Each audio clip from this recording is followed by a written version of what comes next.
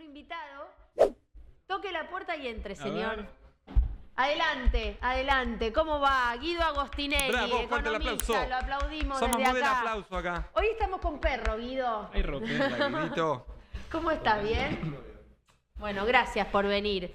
Él es Guido Agostinelli, sabe mucho de economía. ¿Estamos bien ahí o lo acerco un poquito acá para el medio? Sí, por supuesto. Ponte el auricu. Ahí estamos. Sabe mucho de Esto es economía en vivo. y mucho tenemos que hablar también de economía, ¿no? Porque estamos con un millón de cosas que están pasando. Mirá, por suerte tenemos asistentes para Ahí todo. está, acá. impresionante. Ahí va, Ahí está. Qué manejo. Vamos que podemos. Sí. Nada, venimos hablando tanto de Alberto, de Fabiola, que son temas claramente importantes y que daban para ser el centro de la agenda mediática sin duda, porque es grave institucionalmente, como país, todo, como sociedad.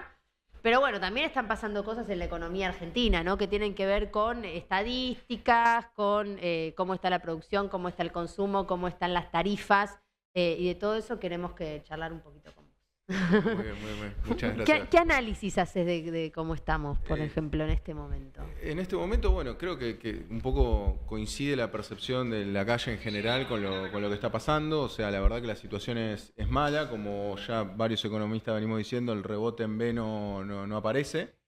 Y eso se ve sustentado también en los números. O sea, eso hay que tenerlo bien presente.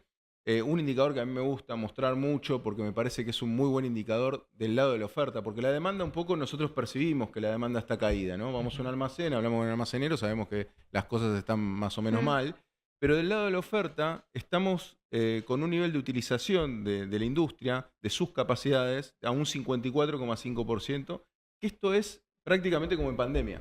Mira. O sea, para que entendamos, la industria está funcionando como si hubiese una pandemia. O sea, como el año 2020. De lo frenada, De digamos. lo frenada que está, la producción. Con lo cual, bueno, ahí te habla claramente de que hay un problema, ¿tá? Hay un problema importante que no se sale. De hecho, hay una pequeña caída en lo que es el registro este de junio y una pequeña caída con respecto al mes anterior. O sea que no es que está levantando, que estamos bajos y está levantando un poquito, que sí es lo que pasa con los salarios. Que eso hay que decirlo. En las mediciones mensuales salariales, lo que está ocurriendo es que hay 2 puntitos por arriba le dio el último mes. Alguno me podrá decir, che, pero eso no se nota en la calle. Bueno, evidentemente, como en las paritarias se negocia atrasado, lo que puede ocurrir es que obviamente haya algún mes en el cual te da, justo en este caso dio 6%, contra la inflación un 4%, dio 2 puntos arriba. Ahora eso no se percibe, ¿por qué? Porque en realidad vos Porque ya ya perdiste venían un montón. atrasados. Claro, entonces tenés que pagar deudas. Un 2% no hace nada a lo que fue la gran caída que tuvo el salario desde diciembre para acá. Sí. Entonces, del lado de la oferta me parece que es como más palpable porque son cantidades que se producen, digamos, cantidades que se producen de menos, digamos. Se habla mucho de la formita, de la recuperación, dicen B corta, hay gente que dice L que me parece terrible, ya espantoso. ¿Cualquier formita estás vislumbrando dentro de lo que se puede anticipar? Mira, yo creo que es un poco, la formita es la misma que veníamos diciendo desde siempre y creo que se va a dar la misma. A mí me parece que vamos a estar en un piso que ahora lo debemos estar tocando, queremos pensar, o sea, no pareciera o nada indica.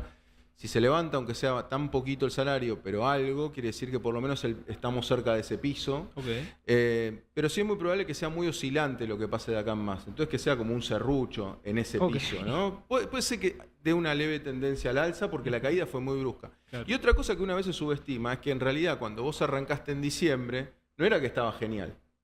Porque a ver, yo siempre... De hecho, bueno, en mi libro, que se llama Falacias Libertarias, exploramos un poco la caída de la dictadura militar y la similitud de la caída de la dictadura militar, el plan económico, con lo que tiene Milei, que tiene muchas similitudes. No todas otras partes, digo, pero la parte del plan económico, ¿no? Entonces, ¿qué pasó? En el 74 vos tenías el mayor salario de la historia de la Argentina, mayor salario real que tuvimos. Entonces, ¿qué pasa? La dictadura te lo destrozó y te lo hizo pomada y lo bajaste un 30% en un año. ¿Qué es lo que pasa? Con Alberto no. En diciembre se había quedado en un salario muy bajo. Entonces, este gobierno lo que hizo fue bajar un salario que ya venía muy bajo. Claro. Digo, esto es importante, ¿por qué? Porque de hecho, durante la presidencia de Alberto se habló mucho, y no sé cuándo eso empezó a acrecentarse, de que hasta los que tenían un laburo en blanco y todo, y por eso también además se dio el resultado que se dio, digo, como que el que tenía un laburo en blanco era pobre. O no llegaba a fin de mes. Ya eso pasaba desde la presidencia de Alberto. Exacto. Se empeoró esa situación respecto de los salarios. De lo mal que venía, peor. Por eso a mí me parece que el dato que hay que tener en cuenta es, ok, porque ahora como que el gobierno está diciendo, bueno, los salarios, en realidad ellos tendrían que recomponer por lo menos el salario de diciembre en forma rápida, porque ya era un salario muy bajo, digamos. Eso es lo que hay que tener presente, que una veces, viste, cuando lo mide por gestiones, y a veces nos pasa, nosotros los economistas medimos, bueno, ok, la gestión de Cristina, ¿cómo fue el salario? La gestión de Alberto, la gestión de Macri, pero en definitiva, como se fue deteriorando, sobre todo con Macri y con Alberto Fernández, se deterioró el salario. En realidad tenés más posibilidad de ir para arriba que para abajo. Y sin embargo este gobierno lo profundizó. Así que esos son los problemas que se ven claramente, ¿no?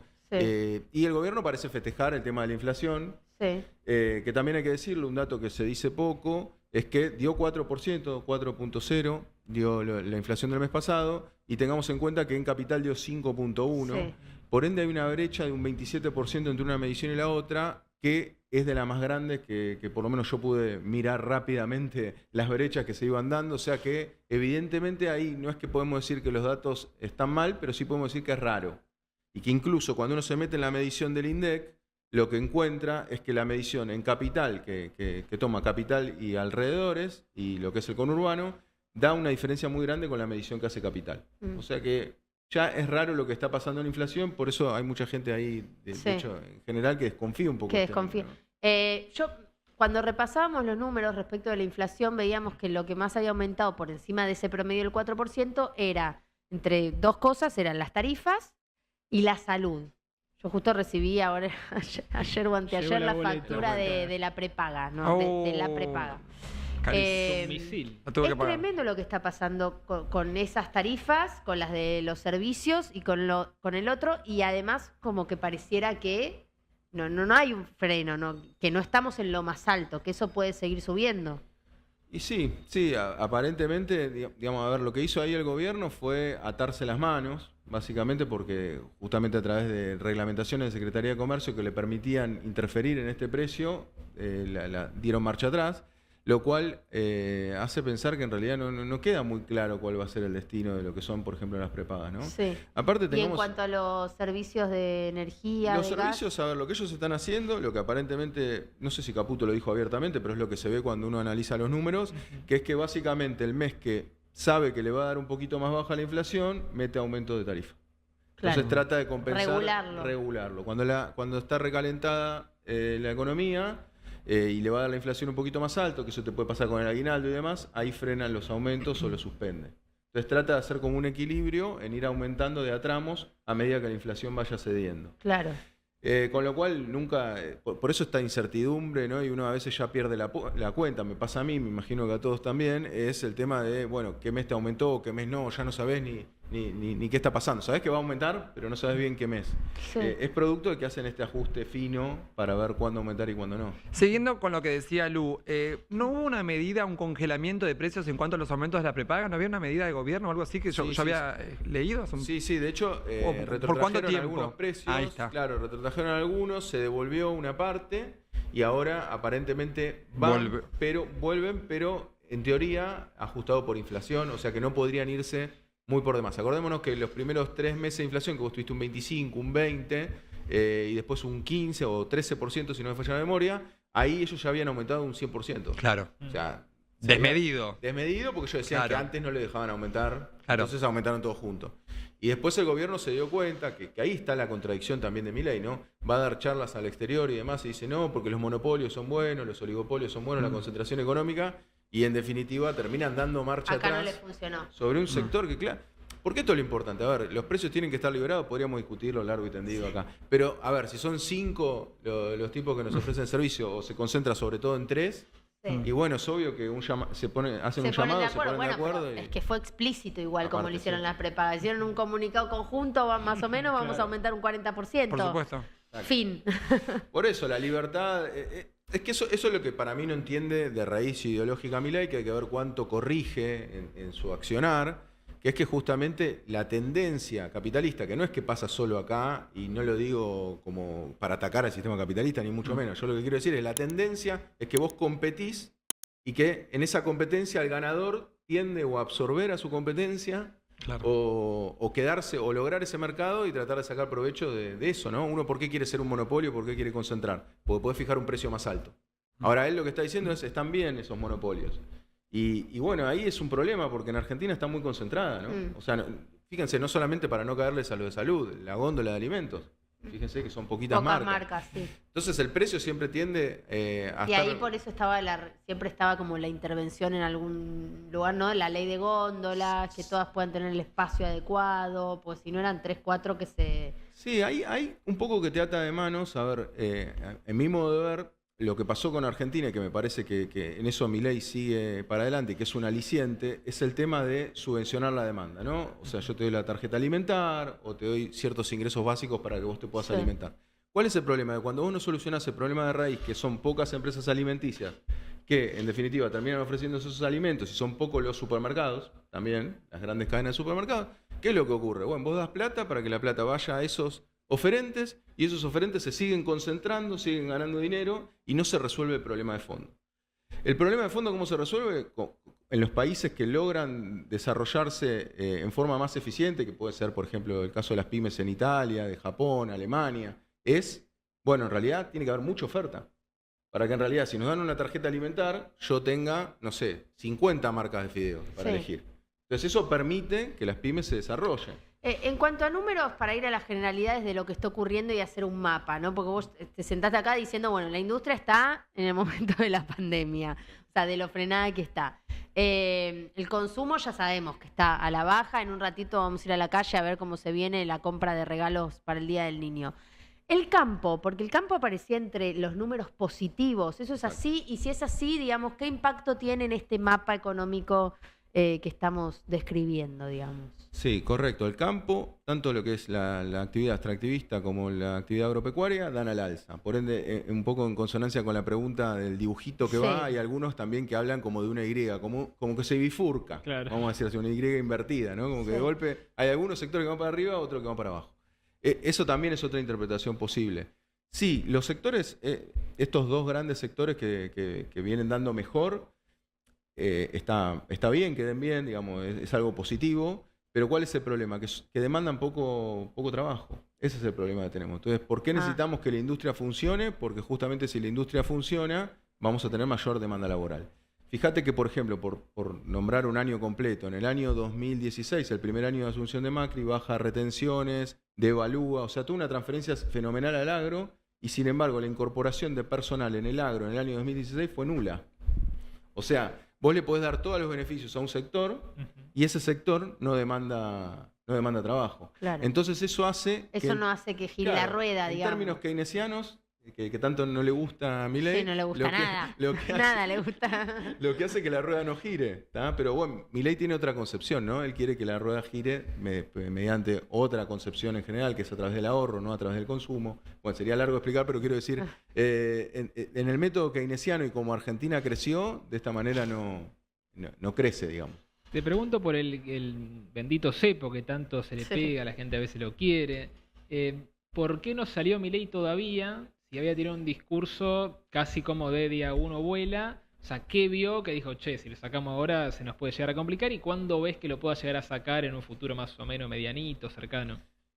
Mirá, yo creo que Milei especulaba con sacarlo a mitad de año. De hecho, creo que hay un video capaz que por eso se acuerda. Mirá, bien de farándula que tuve acá. En el video de este año, en el video del cumpleaños de Mirta Legrand, le hace Milei un video y le dice que esperamos poder sacar el cepo a mitad de año. El 23 de febrero cumple Mirta. No hay chance. O sea, ya pasó Mirta. O sea, es ahora. Igual dijo esperamos. O sea, hay que ser honesto. Él también esperaba, porque él esperaba. Después, él esperaba. Si lo cumple o no cumple, yo esperaba. Así que él dijo que pensaba.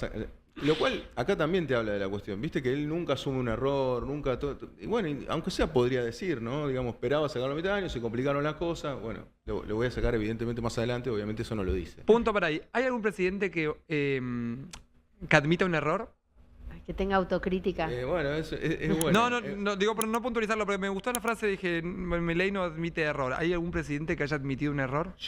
Desde el punto de vista económico lo digo, Desde el punto de vista económico... ¿Quién? Habría que buscarlo, digo. No, yo lo escuché. No sé si Macri dijo ahora en este último tiempo, que encima cuando lo vio a Milei ganando y ahora gobernando, dice, él dijo varias veces, yo no tendría que haber sido tan gradual, no tendría que haber sido tan... El Como segundo que tiempo se sí. hace una autocrítica en ese sentido. Tendría que haber sido Más más tajante. tajante como lo está haciendo Milei, por ejemplo, ¿no? ¿Qué es la Uno- principal uno crítica que se que me tiene? ocurre ahora. ¿Qué es la principal crítica que tiene el pueblo hacia Milei? El ser tan tajante y tan, bueno, entre otras, ¿no? Pero digo, desde el punto de vista económico es ser tan. No, pero lo que pasa es que los que lo bancan por eso.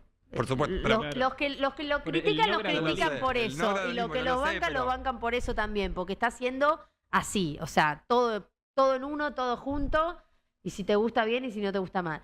Eso también lo tiene así en este sentido, ¿no? De dividiendo las aguas en quienes están esto bancando pensando que va a llegar a buen puerto y quienes no. Muchos de ellos volvieron para atrás y che, la verdad que no me Algunos sí. esperaba eso, ¿eh? Algunos También, por sí. eso, a eso iba. Sí, Sí, yo algunos creo sí. que los arrepentimientos, no sé si lo hicieron público o no, tanto de Cristina como de Macri, fueron en realidad por no ir más a fondo. ¿no? Me parece que los dos, la famosa frase de nadie se arrepiente de ser valiente, ¿no? Claro. O sea, me parece que un poco van en ese sentido. Yo no sé si lo hicieron explícito, Sí. ahora no me acuerdo. Pero quiero decir, lo de Macri, el segundo tiempo, lo mismo, ¿no? Sí, Se sí, planteó sí. de, bueno, vamos a ir más a fondo, lo mismo, pero más rápido, ¿no? Su Sí. propuesta para Sí. el segundo periodo que nos llegó, ¿no? Hablamos entonces de la industria, hablamos del campo. No te respondí el cepo, perdón. Sí, Y el cepo. en el cepo, a ver, yo lo que. Primero que ahí entramos en un terreno que es difícil de saber cuándo se va a levantar el cepo. Lo cierto es que ahora están con una pérdida neta de reservas, con lo cual es un mal momento. El tema es que la sensación es esa, que cada vez parece que es un peor momento para levantar el cepo. Entonces, realmente es imposible, a mí me parece imposible prever qué es lo que va a ocurrir. Si vos me decís tirar una fecha, y yo te diría enero del año que viene, pero simplemente porque en algún momento lo tienen que hacer. Sí, pero Claro. si no tienen reservas es Pero muy siempre difícil. es peor. El tema es lo que ellos dicen, y te lo pregunto también, con esta reactivación a la que hacía referencia Joaco, ellos muchas veces hablan de las inversiones, ¿no? Y digo, las inversiones están directamente relacionadas con esta quita del cepo también en algún punto. O sea, de eso va a depender. Sí, ¿O correcto. no? ¿O pueden Bueno, llegar inversiones por antes de ejemplo, sacar el cepo? No, en lo que es el RIGI, directamente no tienen que entrar vía cepo. O sea que tienen esa Sí, ventaja. pero decidirían hacerlo con el cepo, eso es. Bueno, ayer creo que Adorni dijo que ya tenían una inversión pactada. A mí me parece que algunas va a haber. Vos pensá también, lo que hay que tener en cuenta con el RIGI es que si vos tenías planeada una inversión en ese sector, esperás hasta que finalmente salga el RIGI y después hacer la inversión y entonces a todos les viene bien, todos ganan, Claro. ¿no? El que invierte tiene menos impuestos, y mayores facilidades, y el gobierno puede adjudicarse esa nueva inversión. O sea Claro. que es lógico que algunas se hayan trasladado y se planteen ahora. Me parece que eso es lógico y lo haría cualquier gobierno, digo, tampoco. Sí. no lo vamos- entonces, el blanqueo es una fuerte apuesta también, es una forma de que ingresen Para que dólares. vengan dólares. Acordémonos que lo tenés que depositar los dólares, no es que yo digo tengo 100 mil Claro. dólares y listo. No, ¿Será sino que como el de Macri o un poquito más tranquilo en cuanto a lo que puede llegar a ingresar? A mí me parece que por los beneficios que da, tendría que ser mejor. O Ok. sea, tendría que recaudar más. Ahora, ¿qué es lo que pasa? Es cierto que también quiero creer que mucha gente blanqueó en ese momento, entonces capaz que la población que vos tenías pensado que blanquee va a ser un poco menor porque Ok. ya blanquearon mucho con Macri. A Macri le fue bien con el blanqueo igual. Sí, ¿eh? sí, sí, O sea por que por eso a mí me parece que las ventajas que dan son muy buenas. De hecho, si alguien tiene de 100 mil dólares para abajo, es un negocio terrible porque Claro. no pagas nada. O Claro. sea que realmente es bueno. Hola chicos, entren los dólares. Es como es un llamado. Claro. ¿Sabes qué piensan? Porque hace un tiempito hablábamos de cómo reaccionó el mercado, ¿no? Que el mercado uno decía, bueno, lo banca, en un momento reaccionó medio mal el mercado, lo dejó de bancar, le dejó de tener paciencia. Los empresarios, ¿qué dicen? O sea, A ver, ¿sabemos qué postura tienen? sí, a ver, el empresario es bastante heterogéneo. Vamos a decir, a ver, las pymes, inicialmente, y esto hay que decirlo porque hay gente todavía que se sorprende, las pymes dieron un apoyo muy grande a Milei, increíblemente. Digo, Sí. yo vengo del sector pyme y todo lo que es sector pyme era un apoyo bastante notorio. Esto antes de la presidencia, Antes ¿no? de la presidencia, Sí. claro, en las elecciones. Después de las elecciones, bueno, según estimaciones ahí que hace el ENAC, dice que cerraron 10.000 pymes, lo cual es un montón. Las pymes ya empiezan un poco a desconfiar un poco de este proceso de Milei. Y a mí me parece que el empresariado, el que está más concentrado, el que tiene mayores capacidades de imponer precios y que puede concentrarse, yo creo que lo está apoyando. Yo creo que sí, eso se ve, me parece bastante marcado. Al menos no vi grandes empresarios sacándole el apoyo a Milei. Aparte porque muchos no dependen, ya sea, si dependen del consumo interno, está muy concentrado, ¿no? Como podrían ser las empresas de alimentos y demás. Y después hay un gran sector empresarial que depende del exterior, lo cual le es beneficioso. O sea, no le importa como si el mercado interno está empobrecido o no. Sí. O sea, eso es así. Haciendo una proyección, porque el último número de inflación fue del 4,0. 4,6. Sí. 4,0. De aquí a diciembre, ¿qué proyección hay en cuanto al número específico? Y si esto repercute, digamos, en la imagen positiva de un gobierno o no. A ver, sí. A ver, yo ahí lo que creo que va a pasar hay dos grandes posibilidades. A mí me parece que va a seguir con una tendencia a la baja y como decíamos en Serrucho, como puede suceder con la actividad, también puede suceder con la inflación. O sea, puede ser que un mes tengas 4,2, 3,8, así. Pero la tendencia debiera ser a la baja porque no está convalidado con el consumo. Claro. Entonces, lo que pasa es que ahí yo pienso que va a cerrar en torno al 3% aproximadamente a fin de año. Claro, no es proporcional a la calidad de vida. Exacto. ¿No? Pero ¿qué puede pasar ahí? Pero ahí hay un pero para decir, que me parece que Milei está obstinado con esto, o sea que yo pienso que lo más probable es lo que te acabo de decir. Pero hay otra posibilidad que es, que esto reactive efectivamente y que la economía de alguna manera se reactive un poco, ¿no? Con esta cuestión de que el salario le está ganando la inflación y demás, supongamos que el gobierno es bueno y que logra, o es bueno en los términos de que logra reactivar la economía y esto se reactive. ¿Ahí qué es lo que puede pasar? Que los precios levanten un poco. ¿Por qué? Porque, y esto sí es de hablar con pymes, a propósito de los empresarios y demás, yo no ajusto, porque las tarifas le aumentan a las pymes también. Los costos salariales incluso y demás le impactan a las empresas. ¿Y qué pasa? Las empresas te dicen, yo no ajusto el precio porque no tengo mercado. ¿Cómo voy a ajustar si mi competencia no ajusta, si nadie me puede comprar y demás? Ahora, si todos te pueden comprar y la economía se reactiva, ¿qué va a hacer el empresario con los precios? Claro. Lo más probable es que un poquito lo suba. Entonces, por eso digo, esta baja de la inflación es consistente en tanto y en cuanto tengamos esta recesión galopante que tenemos. En cuanto empieza a remontar un poco la actividad económica, y ahí ponemos un margen de duda. Guido, ahí, pero por ejemplo, el año pasado, el segundo semestre, que tuvimos una recesión marcada y una inflación que subió un montón. ¿Ahí era lo mismo? El segundo semestre del año pasado. Claro.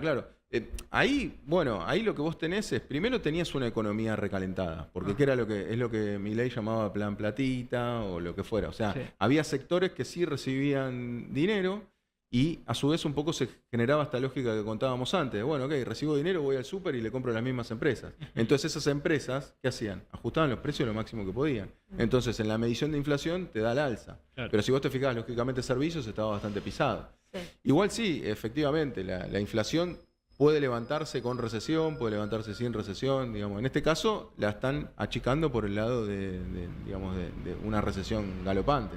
Vos tenés un libro también, ¿no? Sí. ¿Cómo es tu libro? Lo tenés ahí detrás. Bueno, después lo mostramos, pero ¿cómo es y dónde se puede encontrar? No, es Falacias Libertarias. Lo publiqué el año pasado. También lo que hay que tener en cuenta es que lo publiqué cuando Milei iba tercero en las encuestas. Así que me costó mucha aceptación. Mucha gente me decía, che, ¿qué estás escribiendo de este tipo? Qué jugado, ¿no? Nada, claro. Bueno, nada, lo publicamos en junio del año pasado. ¿Vos la viste? Sí, claro, sí, lamentable. No, es que a mí me interesaba, a ver, para ser 100% honesto, no era que yo pensaba que Milei iba a ganar. Yo veía que tenía chances, pero lo que yo pensaba es, che, esto me está preocupando este discurso. Entonces quería desmantelar un poco lo que él dice como grandes verdades. Entonces un poco lo que hago en el libro es repasar un poco a nivel internacional qué fue lo que pasó. ¿Qué pasa cuando se experimentan este tipo de medidas? Como siempre termina mal. Esperemos ser la excepción, pero digo, en el libro un poco se explora eso. Y Falacias Libertarias. Falacias Libertarias, sí, de la editorial Cicus. Y ahora estoy escribiendo mi segundo libro, que ahí ya incorporo más cosas de lo que estuve haciendo estos días, porque no sé si saben, de paso les cuento. Por ejemplo, hay un país autoproclamado libertario que se llama Liberland, que es en la frontera entre Croacia y Serbia. ¿Mirá? Y quieren instaurar un país libertario, un empresario. Así que me fui hasta ahí, hasta la frontera de Serbia y Croacia. Estuve ahí este tiempo. Después me fui a Grafton, que es este pueblo libertario. Capaz que sí escucharon, que es el del ataque de los osos. No sé si escucharon. Okay. No, tampoco. Bueno, es un pueblo donde cooptaron varios libertarios el pueblo de Estados Unidos, al norte de Estados Unidos, y dijeron vamos a hacer el pueblo libertario. Y empezaron a bajar todos los gastos en recolección de residuos y demás. ¿Cuántos habitantes tiene más o menos? 1000 habitantes. Mirá, y terminó, porque esa es la perlita, que esto es en base a otro libro, que terminaron atacados por osos, porque los osos, al no recolectar la basura, iban avanzando. Claro. Como la invasión de los osos. O sea que terminó caótico. Y después también me fui a Cospaya, que era un estado que en realidad tenía falta de estado, o sea, de un gobierno central, que duró 4 siglos en el cual no había Estado, o sea, no había impuestos, no había nada. Así que un poco en tono de buscar casos en los cuales haya estado un Estado muy reducido, a ver cómo le fue. Obviamente, como se imaginarán, las experiencias fueron malas, Sí. pero bueno, de eso se trata el segundo libro, o sea, voy más sobre los casos más concretos. Bueno, cuando esté nos vas Sí, a venir a claro, contar sobre claro, eso. claro. Comentaron en el chat Qué en relación martirizada la gente. a las medidas, eso tiene que ver con el paquete fiscal, bueno, con todos los cambios que hubo ahora en el Congreso, con las medidas implementadas por Javier Milei y con la intención del gobierno de que vengan dólares a la Argentina. Por eso este blanqueo que para muchos era criticado, digamos, ¿no? Claro, sí, sí. Incluso a mí lo que me llegan más consultas con respecto al blanqueo es por esta cuestión que comentábamos antes de uno tiene que ir y depositar los dólares, ¿no? Mm. Si vos tenés $100.000, supongamos, ojalá que todos tengan $100.000 Ay, ojalá. en el Sí. colchón, digo, lo quieren blanquear para Tenés que ir comprarse hasta el un banco. departamento. Tenés que ir al banco y depositarlo unos meses. El tema es la duda que les agarra a alguno y decir, ok, me estás haciendo depositar en el banco dólares sabiendo que al gobierno le faltan dólares. ¿No te mete un poco de ruido eso? Y ese es Como el problema, ¿no? El miedo del pasado, ¿no? Yo creo que, a ver, es como todo, ¿no? Si realmente tocan los dólares, como muchos sospechan, es el fin del gobierno, en serio. No, y saben que yo no claro. pronostico nunca el fin del gobierno, nunca, al revés. A mí me parece que este gobierno incluso tiene chances de reelegir. Así que imagínense qué pesimista Sí. que soy. Pero pienso que no, que me parece que sería un terminar el gobierno si tocan esos dólares. Lo que sí me parece que puede ocurrir, que no lo sé, es que una vez que uno deposita los dólares, seguramente cerca de la fecha de vencimiento te ofrezcan algo para que lo sigas dejando. Pero es posible, es viable que haya gente que vaya y deposite sus dólares al banco y decir, bueno, confío en este para gobierno. entrar al blanqueo necesitas Es hacer eso. obligatorio. Claro, sí. Después te están permitiendo con esos dólares a su vez que compres determinados bonos, que hagas determinadas inversiones. Sí. Pero en definitiva sí es necesario. No alcanza con que vos digas yo tengo 100.000, los uso cuando quiero. No, te dicen no, mostrame, depositalo acá. Es una cuenta especial que se abre, no es que son tu cuenta corriente en dólares. Y que justamente esa cuenta especial te va a permitir hacer ciertas inversiones. Con lo cual también eso estimula un poco al sector más, vamos a decirlo, más especulativo de la bolsa, porque te permite esas ciertas inversiones, lo cual hace creer que van a subir también esos determinados títulos. Pero ¿desde qué monto? Podría ir desde $100 hasta $100.000. Claro, O vos- puedo exacto. blanquear cualquier monto. Hasta $100.000 es, no pagás por ese blanqueo, Sí. y arriba de los $100.000 ya hay una escala en la cual Como un depende de interés, cuánto tengas, claro, que lo pagás, un impuesto. que igual es muy, muy bajo. Mm. Y otra cosa que tiene la reforma fiscal que es muy interesante es también la de la reforma con bienes personales. Ustedes saben que quienes tienen muchos bienes, obviamente hay una base con tu vivienda. pagar Es mi caso, muchos bienes, bienes de uso. Lo que ocurre es que si vos pagás adelantado los años que quedan de acá en adelante, directamente terminás sin pagar prácticamente nada. O sea, están pidiendo adelantar el pago de bienes personales en beneficio con una alícuota más baja para después Claro. no pagar nada. Guido, un placer, la verdad que te exprimimos al máximo. Gracias por haber venido y bueno, cuando haya novedades del próximo libro y demás, te volveremos a tener por aquí, Gracias a si te ustedes. parece. ¿eh?